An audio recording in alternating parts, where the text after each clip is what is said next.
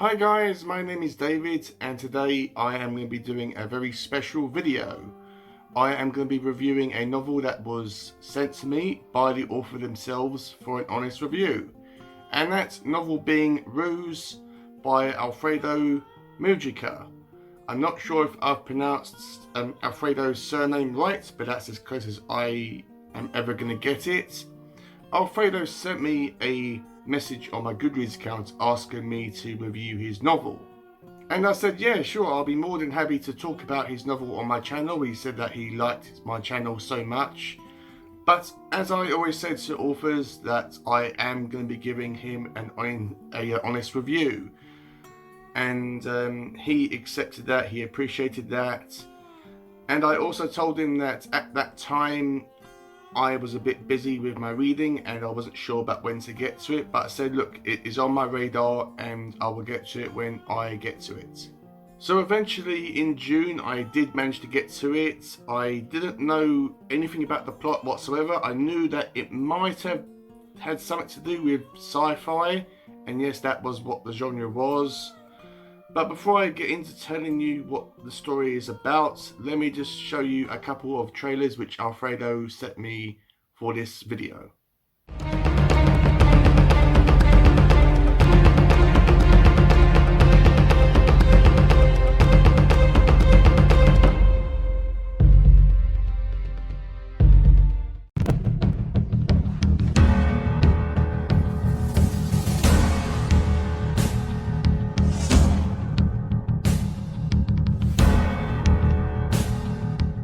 So as I said, this is a science fiction novel and it is book one in a trilogy which Alfredo is calling his Dust and Ashes trilogy.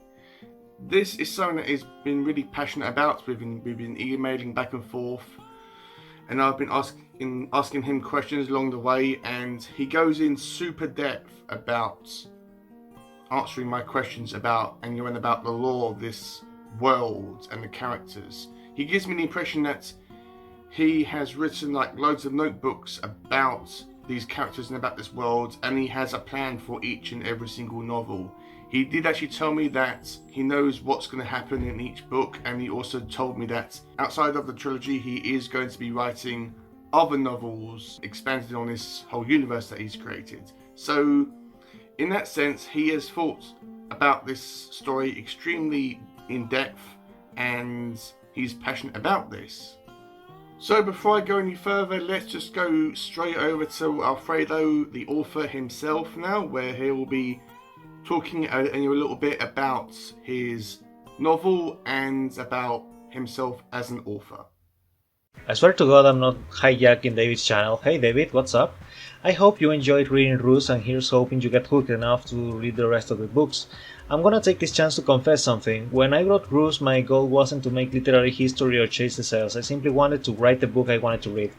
That caught me in a wave and slammed me against the rocks. Maybe this sounds masochistic, but it is the only way I have to describe what I want a book to make me feel.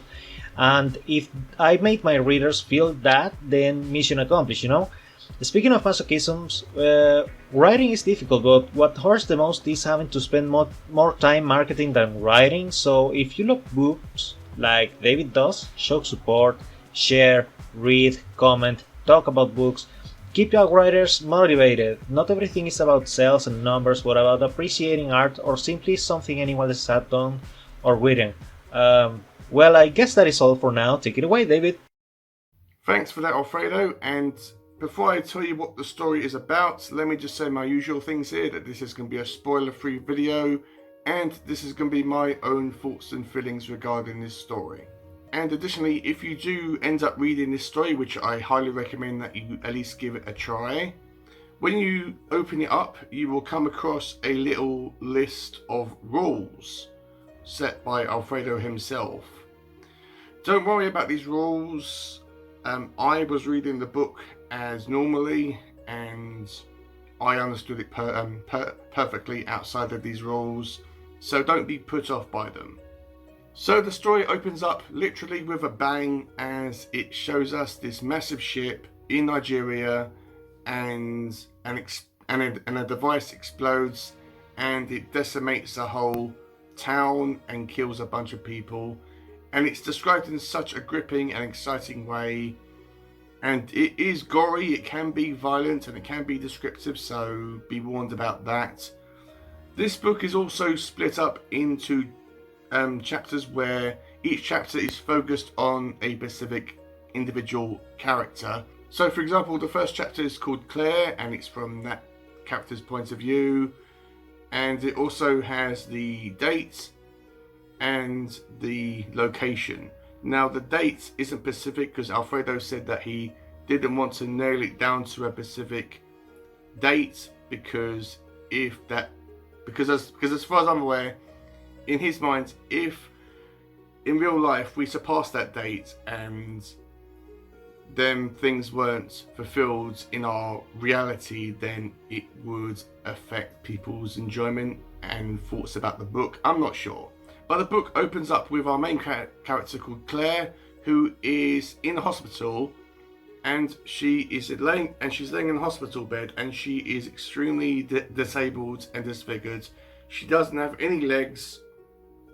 She only has a torso, one arm, and a head. And she's laying on a hospital bed, staring at the ceiling. She cannot move. She cannot talk. She cannot do anything. She's pretty much a vegetable. But she can talk, and she can actually think, and she spends most of her time counting all the ceiling tiles and listening to nurses talking around her. Everyone thinks that she cannot talk, she cannot talk and think, so they dismiss her and they kind of forget that she's there. So one day a man comes to the hospital and says, right, I'm going to be taking you away from this, and I'm going to be taking you to an organization called Legion, and I'm basically going to take care of you. And while Claire is at Legion, she discovers that she has been given the opportunity of controlling a android of herself, a exact copy android of herself that she can control in real life. Now the way that this is done is that she goes into a tank. The real Claire goes into this tank, and that while in there she can operate this machine, exact copy of herself. And the reason why Legion wants her to do this is because, as far as I'm aware, they want to give her a better life, but in exchange they want her to become a warrior for them. Now they are fighting a terrorist group called Cabal, and every single time this word came up, I instantly thought of the Clive Barker novel. I'm not sure if Cabal is a real word. Please comment down below, let me know if Cabal is a real word. But I kept on thinking about the Clive Barker story. Cabal is basically a combination between a terrorist group and a cult. And they worship demons, they worship Satan, they are Satanists, and they are always causing explosions and shooting people, and they are always worshipping these demons, and they basically want to bring hell to earth, quite literally. And we don't know whether these demons are real in this world or whether they are basically made up and they are delusional people. We don't really know much about Cabal, and Alfredo said to me that he wanted to keep it a bit of a mystery to the reader and to the members of Legion, as he wants to expand that in future novels.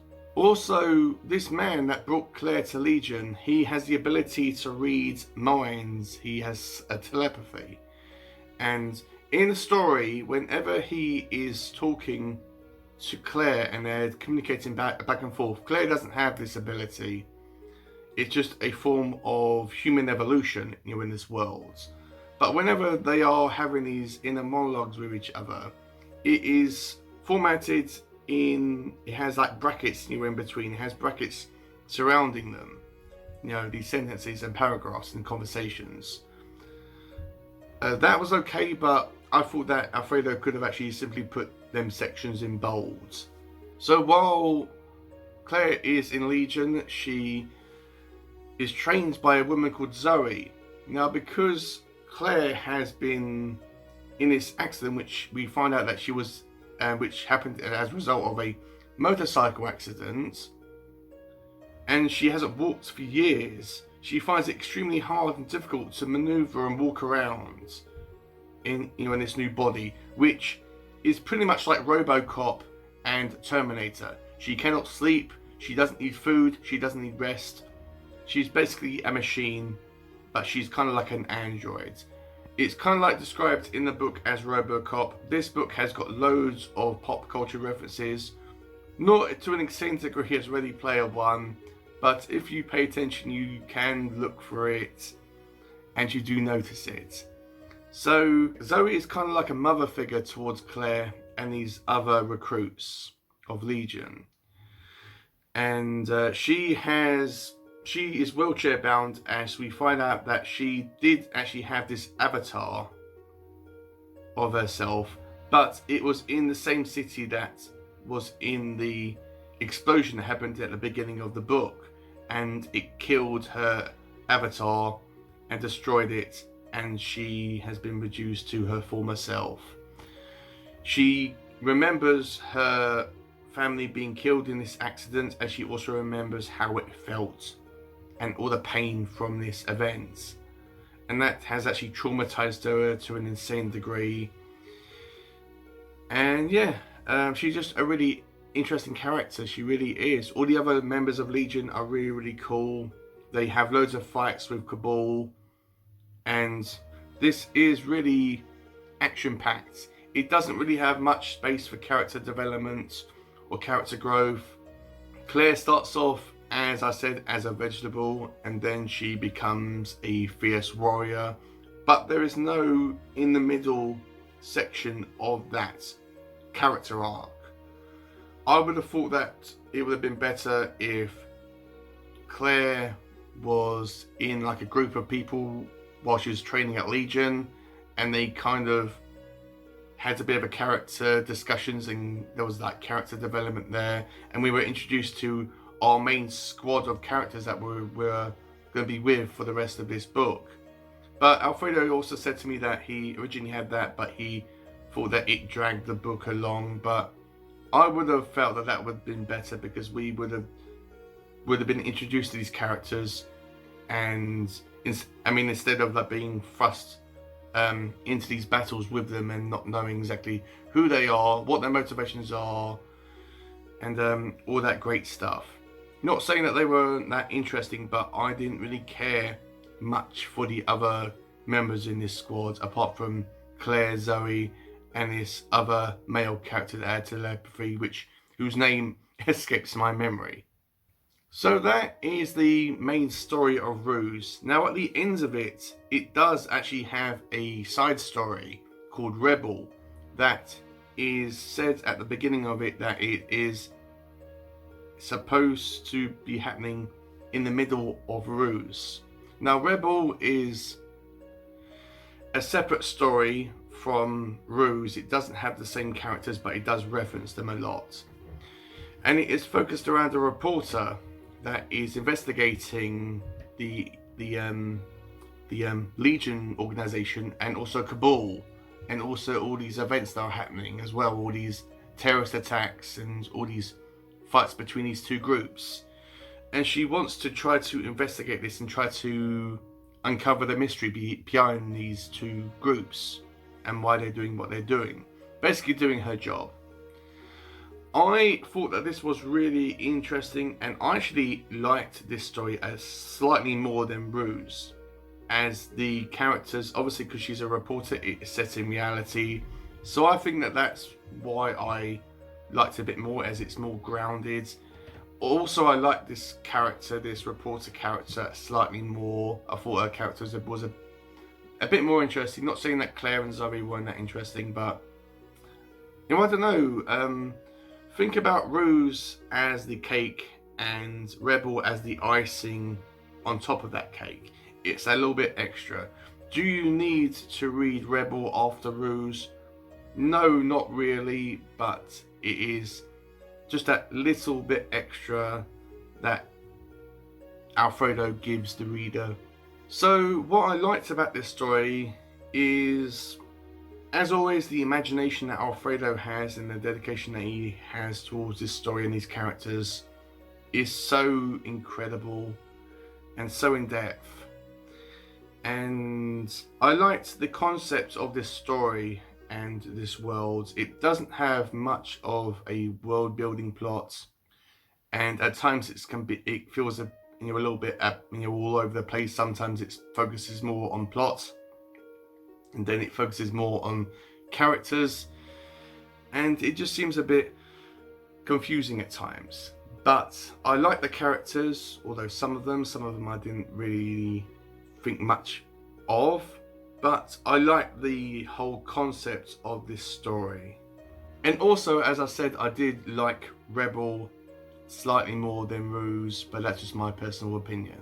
Now, what I disliked about this story was the size of it. I would have liked it if this story was at least 200 pages longer, so it was like a 300-page book. That way it would have expanded on this world, which I know is set in our reality. It's set in countries like Nigeria, London, India, America. It is set a lot in Maine. So I know it is set in our world, but is it our reality right now, or is it a parallel world, or what? I would have liked it if the world was expanded on, and also because of the length, I would have liked to spend some more time with these characters and learn a bit more about them, and it would have given it a chance to have a bit more character growth within this story. And also, this is the first author novel that I had to go back to the start of it while I was in the middle of it. I was about 50 pages into this book, and then I was having a conversation with Alfredo on email, and it was completely blowing my mind. I was like at a loss. So I said to him, look, I'm going to go back to the start. I'm going to go back to page 1 and start again with what he said in his emails in my mind. Not saying that it's complicated to understand, but I had to go back to the start of it and reread it about a third of the way through. And yeah, even though it's not a perfect book, it isn't a perfect book, guys. This isn't a mainstream book, but it is a interesting science fiction novel that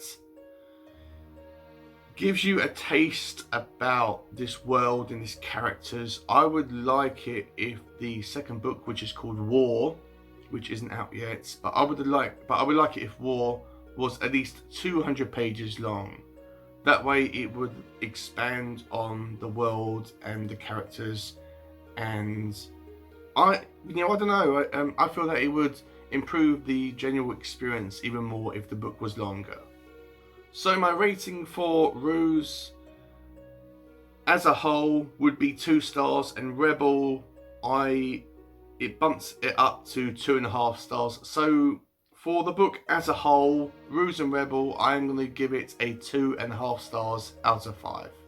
So in conclusion, if you have never read any science fiction stories before, do not start off with this one, as it will go completely over your heads.